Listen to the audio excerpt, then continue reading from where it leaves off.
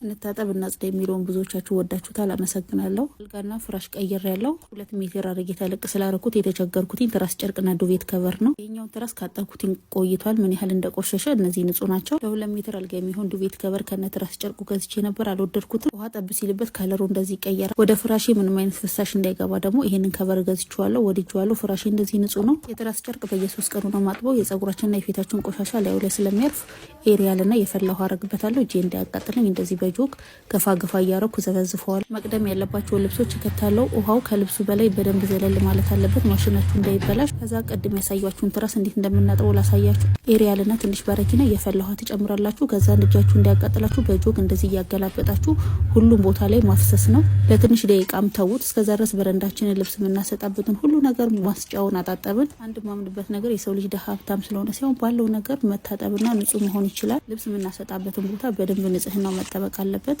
እኛ ህንጻ ላይ ውሃ መድፋት ስለማይቻል እንደዚህ በፎጣ ውሃውን ቀስ እያልን እናጸዳለን። መስታወታችንን አጸዳን። ዘኑባ ገና እየለመደች እያለ ስለሆነ አብሬት ነው የምሰራው። ሰፈራችንም አቧራም ስላለ ግድግዳውን ሁሉ ነገር ወላወልን አጸዳን። ቤታችንን በሳምንት 2 ወይም 3 እንደዚህ ውሃ ደፍተን በደንብ አድርገን እናጸዳዋለን። ብናኙን ጸጉሩን ቆሻሻውን በደንብ አድርጎ ነው የሚያነሳላችሁ። ለሽታው ደግሞ ሶፍትነር እንደዚህ አድርጌ እወለውልበታለሁ። መጨረሻ ላይ ሰራተኛ ማለግባባበት ነገር አልጋ ስሩ ለምንድን ነው የማይጸዳው? የጎረቤት ነው ወይ እላቸዋለሁ። አልጋ ስር በጣም ብዙ ቆሻሻ ይይዛል። ጸጉር ብናኝ ለሁለተኛ ጊዜ ካሸውኝ በኋላ ወይ የጨመኩኝ መጭመቂያ ውስጥ ከተትኩ። በነገራችን ላይ ራሳችሁ ስታጥቡና ልብስ ሰራተኛ ሲያጥብ በጣም ይለያያል እና ሰራተኛ ቢኖራችሁ አንዳንዴ በእጃችሁ ስሩ። እጃችሁ የተቆረጠ ነው የሚመስላቸው። ስራዬን እስከምሰራራ ድረስ ትራሱ እንደዚህ ሙልጭ ብሎ ቆሻሻ ላዩ ላይ የነበረው ቢጫው ከለር ሁሉ ነገር ጸርቷል። ወንበር ላይ አንጠልጥዬ በሶፍትነር ደግሞ መጨረሻ ላይ አለቀልቀዋለሁ። መጀመሪያ ግን በንጹህ አለቅልቁት። ከዛ በጣም ርቦኝ ነበረና ፍርፍር ነው ያማረኝ። ፍርፍር ለመስራት ኪችን የገባው አንዳንድ ሰው እንጀራ መበላ ራሱ የማይመስለው አለ። በሳምንት አንዴ እንጋገራለን። 15 እንጀራ 10 እንጀራ የምትሆን አንድ አበሻ ያለ እንጀራ እንዴት ይኖራል ብላችሁ ታስባላችሁ? ሰራተኛ ጉዳይ እንዴት ይዟቸዋል? እኔ ጋር 2 ሰራተኛ ነበረኝ። አንዷን በ13 ቀኗ ነው የሸኘኋት። ልጆቼ እንዳይጎዱብኝ ብዬ እንጂ 2 ሰራተኛ አስፈልጎኝ አይደለም። ከኔ ስራ ጋር ልጆቼ በሰዓቱ እንዲበሉ እንዳይወድቁ፣ ትንሹ ልጅ ደግሞ በእግሩ እየሄደ ስለሆነ እንዳይቆዳብኝ በሚል ነበር የቀጠርኩት። ግን ከአቅሜ በላይ ነው የሆነችብኝ። ሳታስበውም ነው የሸኘኋትኝ። እንደዛ ሲሆን ይሻላል። በጣም ብዙ ነገር ከሷ ታዝቤያለሁ። ሰራተኛ ቶሎ አምጥታችሁ ቤታችሁን ትታችሁ የምትወጡ ሰዎች በጣም ተጠንቀቁ። በጣም ከባድ ነው በአሁኑ ሰዓት። ስጋውና ሽንኩርቱን አሁን እስከሚመጥ ካበሰልኩ በኋላ ዘይትና ነጭ ሽንኩርት በርበሬ ሳላበዛ ጨምሬ በደንብ አቁላለዋለሁ። ፍርፍር ከተሰራ ችክን ብላ ወፈር ያለ እንጂ የተንበጫረቀ ፍርፍር አይመቸኝ። በመሀልም ውሃይን በደንብ አድርጌ እጠጣለሁ። ሃይድሬት ያስፈልጓል ሰውነታችን።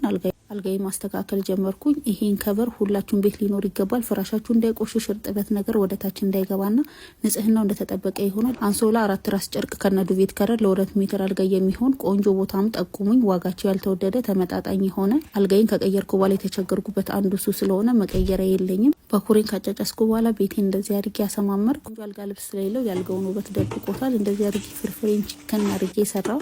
ቂቤም አልቃለች ያለችዋን አቅልጬ የጨመርኩበት። ሁሌም እንደምላችሁ ቤቱ ቀሪው ለእናንተ ስለሆነ ከሰራተኛ ጋር አብራችሁ እየሰራችሁ የቤታችሁን ኢኮኖሚ እቃችሁን በደንብ አድርጋችሁ ተቆጣጠሩ። ልጆቼ እንደዚህ ሆኖ ተኝቷል። እሷም ስልኳን እያወራች ነበር። ፍርፍሬንም እየሰራው ጎን ለጎን ደግሞ ልብሱንም እንደዚህ እስከሚጸዳ ሙልጭ አድርጌ አጠብኩ። እንግዲህ እንደዚህ አድርጌ ነው ማሳልፈው። የልብሳችሁ መዓዛ ጥሩ እንዲሆን ደግሞ ቆንጆ ሶፍትነር ከተጠቅማችሁ መጨረሻ ላይ በንጹህ ለትንሽ ደቂቃ ዘፍዝፉት። በጣም ቆንጆ መዓዛ ነው የሚሰጠው። ፍርፍሬንም እንደዚህ አድርጌ ቆራርጬ አዘገጃጀው። አንዳንዴ ቀኑ ሳላቀው እንዴት እንደሚያልቅብኝ ምንም ቀኑ እየበረከተና እየበቃኝ አይደለም። ብሎጌን በጣም አስረዝምባችኋለሁ። ያው ያለውን ነገር ላሳያችሁ ብዬ ነው። ሻይም እንዳይቀዘቅዝ መጀመሪያ ሙቅ ውሃ አድርጌ ከዛ በኋላ ድጋሚ ሻይ ቀዳበታለሁ። እንደዚህ አድርጌ መክሰሴን አዘጋጀው። ኔትፍሊክሴን ከፍቼ ደግሞ የምከታተለው ፊልም ነበረ፣ እሱን ማየት ጀመር። ምግብ ብቻ ሳይሆን ስለ ጽዳትም ስለ አንዳንድ የሚጠቅማችሁ ነገሮች ቪዲዮ እየሰራው ነው። ማስተካከለውም ነገር ካለ ኮሜንት ሴክሽን ላይ ጻፉልኝ። ይህንም ቆንጆ ምርጥ ፍርፍር ጋብዣችኋለሁ። በጣም ነው የምወዳችሁ። ሰላም ደሩ ባይ